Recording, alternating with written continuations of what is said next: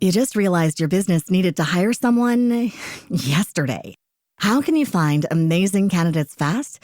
Easy. Just use Indeed. Stop struggling to get your job post seen on other job sites. With Indeed sponsored jobs, your post jumps to the top of the page for your relevant candidates, so you can reach the people you want faster.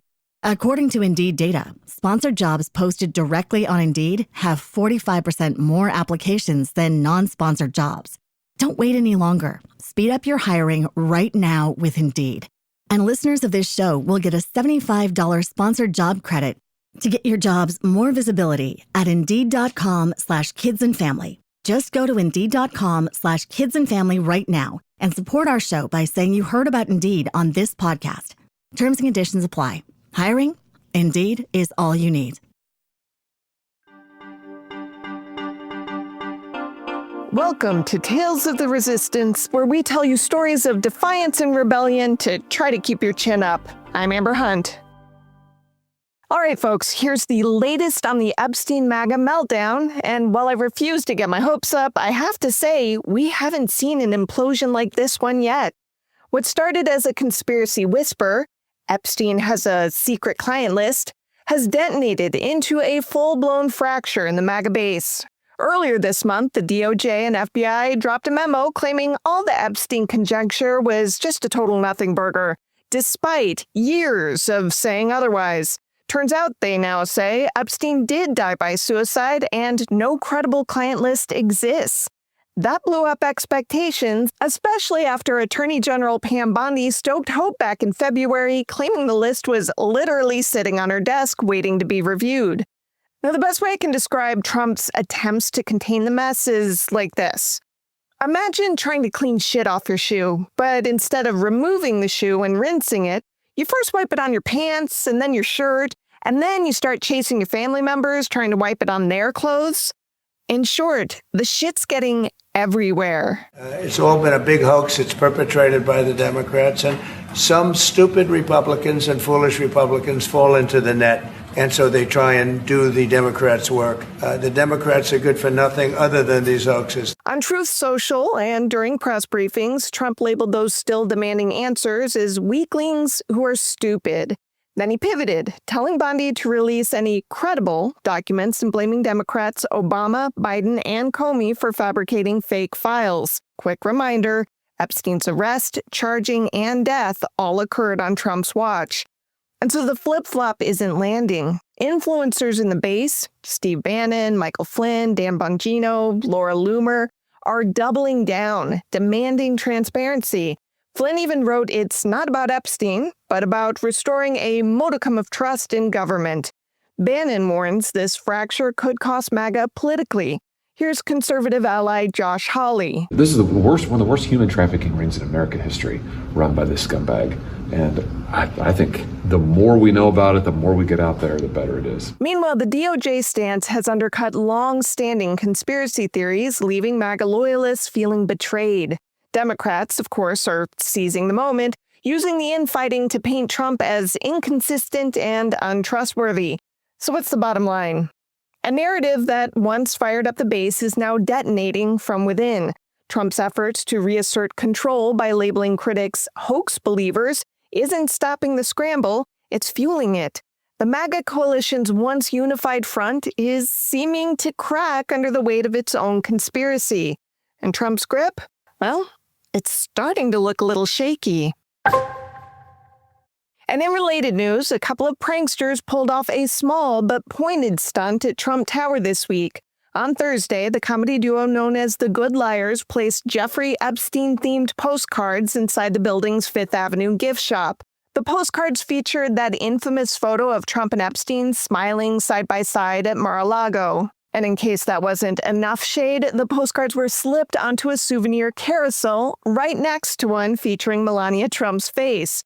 The prank didn't last long, but it didn't need to. Photos and video of the swap racked up more than 100,000 views on social media straight away, with commenters offering sarcastic praise like, "Best buds, how cute." This isn't the first time the Good Liars have infiltrated the Trump Tower gift shop. Back in February, they added postcards of Elon Musk labeled 47th President. My, how times have changed.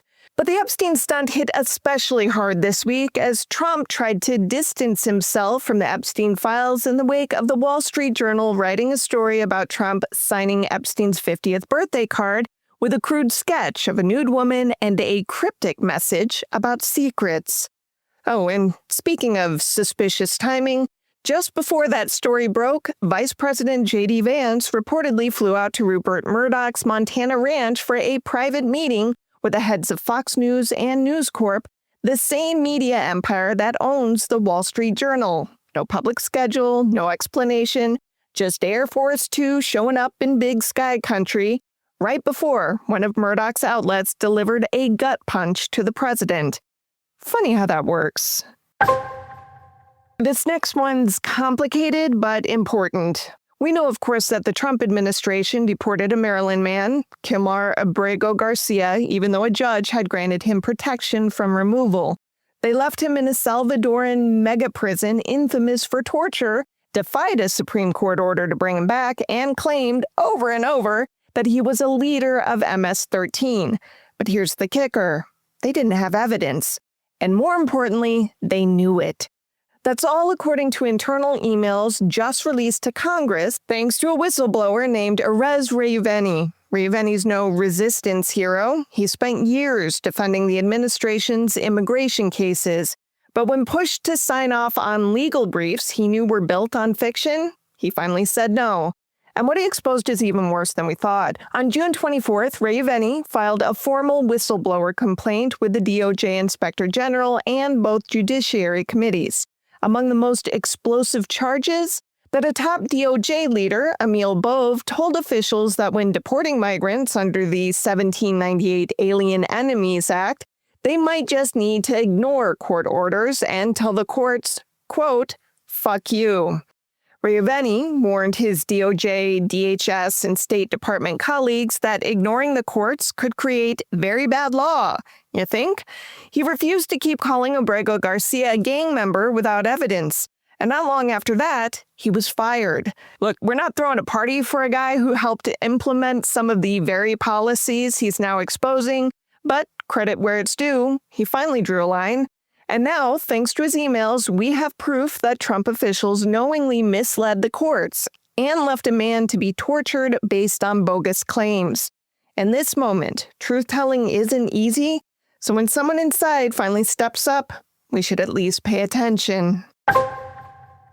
After all the whistleblower revelations about DOJ misconduct, you might think the Senate would slow down a lifetime judicial appointment for one of the guys accused of enabling it, but nope. Senate Judiciary Committee fast-tracked Trump's pick for the Third Circuit Court of Appeals, former DOJ official Emil Bove, even as Democrats staged a walkout in protest. Bove, you'll remember because I just told you, is the official who supposedly encouraged attorneys to ignore court orders. Bove denies it, but Reuveni provided text messages that appear to back him up. One senator stayed and kept fighting. That'd be Cory Booker. According to The Guardian, Booker pleaded with the committee to delay the vote, citing not just the whistleblower complaint, but letters from prosecutors opposing Bove's nomination and concerns about his role in the firings of January 6 prosecutors. I don't understand this. What are you afraid of about even debating this? Putting things on the record, hearing from every senator, dear God, that's what our obligations are. Republicans brushed it off. The vote went forward. But Booker didn't go quietly. Here he is talking to reporters afterward. What we just saw is something that I've just never witnessed. They cut off debate. This is the world's most deliberative body, and we can't even debate a controversial judge. A judge that has been accused by a whistleblower of lying to the United States Senate, to lying to this committee. And so this is just a frustrating day, and this is what I think is going on right here, is Donald Trump has the Republican Party in the Senate in its thrall. And now for a bit of poetry. There once came a Veep to Nantucket, whose views made the locals yell "chuck it." They plastered the town with signs calling him clown and told that racist mofo he could suck it. Sorry, couldn't help myself. For real though, JD Vance came to Nantucket, and let's just say the island didn't exactly roll out the red carpet.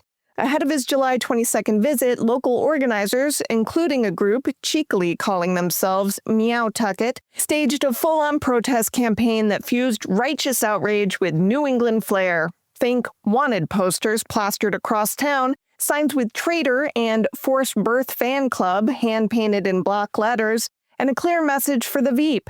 Your politics aren't welcome here.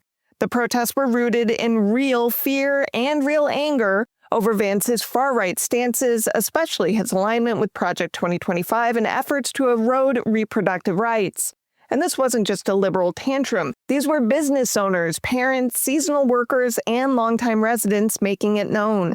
Nantucket may be small, but it's paying attention. Organizers said they weren't aiming to disrupt, but to send a message that hate and authoritarianism have no place in their community. And they did it with creativity, humor, and a clear moral stance. Vance's team has said little about the blowback, and the visit moved ahead as planned. But the island made itself heard.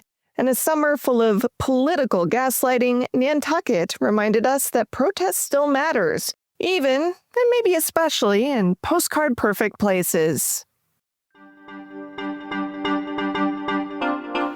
Thanks for joining us for this week's Tales of the Resistance. I'm Amber Hunt. This is a production of Grab Bag Collab. To support us, go to patreon.com/grabbagcollab and become a member.